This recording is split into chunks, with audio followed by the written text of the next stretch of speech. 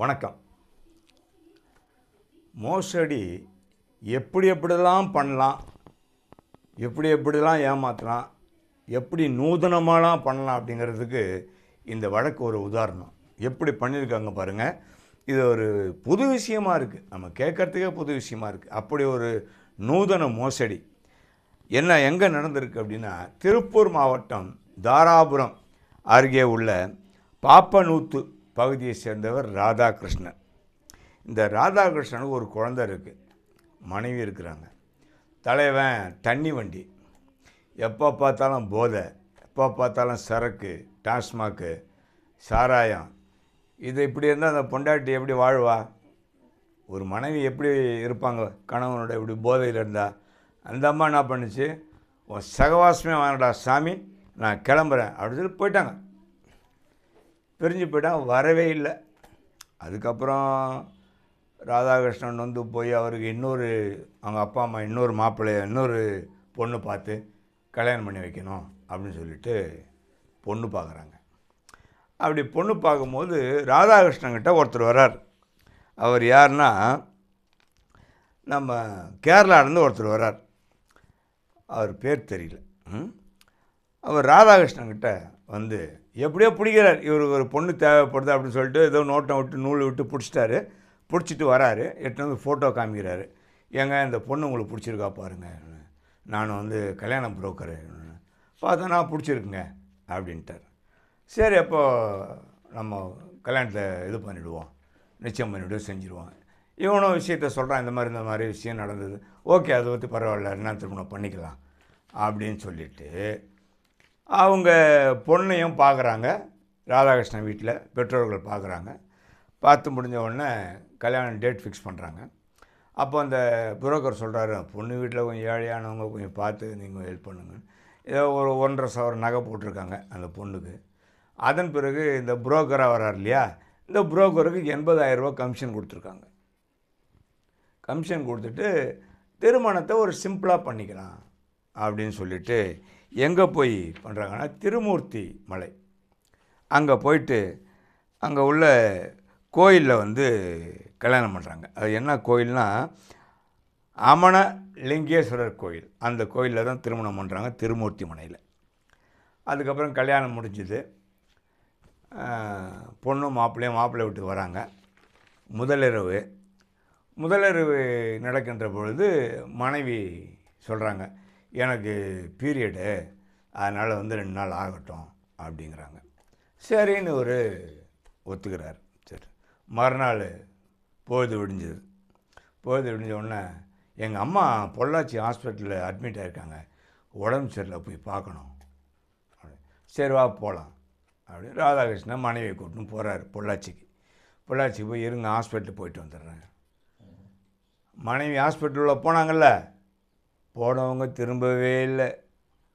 தலைவன் தேடுறான், அங்கங்கே பார்க்குறான், பொண்டாட்டியை காணோம். அது எங்கே படித்து பறந்துடுச்சு புரோக்கரோட. உடனே வராங்க, தேடி பார்க்குறாங்க. தேடி பார்த்து கம்ப்ளைண்ட்டை கொடுக்குறாங்க.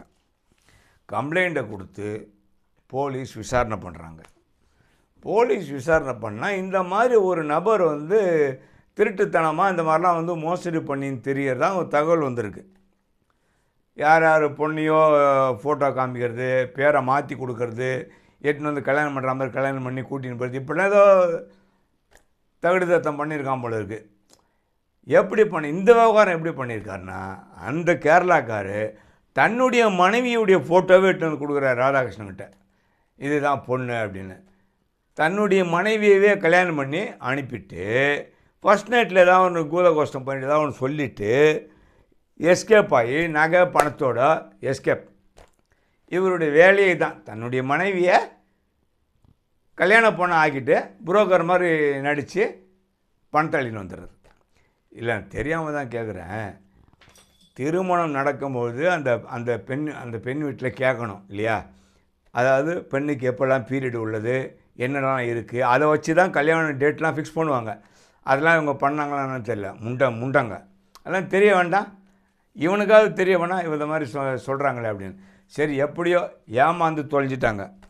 நம்ம என்ன பண்ண முடியும் சொல்லுங்கள். அவன் போனான், பொண்டாட்டியை கூப்பிட்டுக்கின்னு இன்னொருத்தனுக்கு மனைவின்னு சொல்லிட்டு கணக்கு காமிச்சிட்டு கூட்டின்னு போயிட்டான். இப்போ போலீஸு வலை வீசி தேடி வருகிறது. கேரளா பார்ட்டியை தேடின்னு வருது. எங்கே அவரை போய் பிடிக்கிறது? நம்ம எந்த காலத்தில் பிடிக்கிறது? எப்படியெல்லாம் அந்த நாட்டில் நூதன மோசடி நடக்குது பாருங்கள். கல்யாணத்துக்கு பொண்ணும் தேட முடியல, மாப்பிள்ளையும் தேட முடியல, எங்கே போனாலும் ஃப்ராடு தானம், அயோக்கிய தானம், துபாக்கூர் தானம். இந்த மாதிரி இருந்தால் இந்த சமூகம் எங்கேருந்து விளங்கும் சொல்லுங்கள்? எப்படிலாம் ஏமாத்துறானுங்க பாருங்கள். இந்த மாதிரி ஏமாத்துறது நம்ம எதாவது கேள்விப்பட்டுருக்கிறோமா என்னைக்காவது? இப்படிலாம் நூதன முறையில் இந்த சமுதாயத்தில் ஏமாத்துறதுக்கு ஆள் இருக்காங்க. அப்படின்னா என்ன அர்த்தம்? கஷ்டப்பட்டு சம்பாதிக்க யாரும் தயாராக இல்லை. ஏமாற்றி சம்பாதிக்கணும், ஏதாவது மோசடி பண்ணி சம்பாதிக்கணும், உடம்பு வளர்த்துக்கணும், இப்படி தான் நினைக்கிறாங்களே தவிர கஷ்டப்பட்டு சம்பாதிக்கணும், உடலை உழித்து சம்பாதிக்கணும், வேர்வை சிந்தி சம்பாரித்து 4 காசு அதில் சம்பாரித்து நம்ம குடும்பம் நடத்தணும் அப்படின்னு யாருமே நினைக்கிறது இல்லை. இது ஒரு இந்த அப்போ நம்ம இப்போ இந்த கல்யாண புரோக்கர்லாம் இப்போ நம்பவே முடியாத போல இருக்குதே. எந்த நம்பிக்கையில் நம்ம கல்யாண புரோக்கர்கிட்ட எனக்கு எங்கள் பையனுக்கு பொண்ணு வேணும், என் பொண்ணுக்கு மாப்பிள்ளை வேணும் எப்படி கேட்க முடியும்? இப்படி இருக்கும்போது எவ்வளோ பிரச்சனைகள் பாருங்கள்.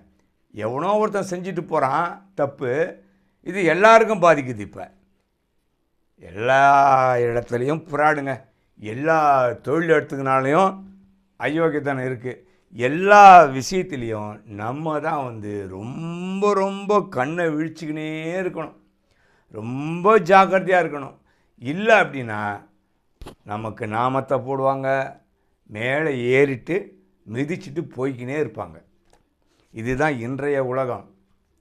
அப்படின்னா நம்ம எவ்வளோ ஜாக்கிரதையாக இருக்கணும், சர்வ ஜாக்கிரதையாக இருக்கணும். பொண்ணை பெற்றவங்களும் ஜாக்கிரதையாக இருக்கணும், பிள்ளைய பெற்றவங்களும் ஜாக்கிரதையாக இருக்கணும். இப்போ எப்படி தான்ப்பா வாழறது? பிள்ளையும் பொண்ணையும் பெற்றவங்க அப்பா அம்மா எப்படி தான் வாழறது? அப்போ இந்த மாதிரி அயோக்கிய பசங்கிட்ட மாட்டிங்கன்னா சொல்லுங்கள்.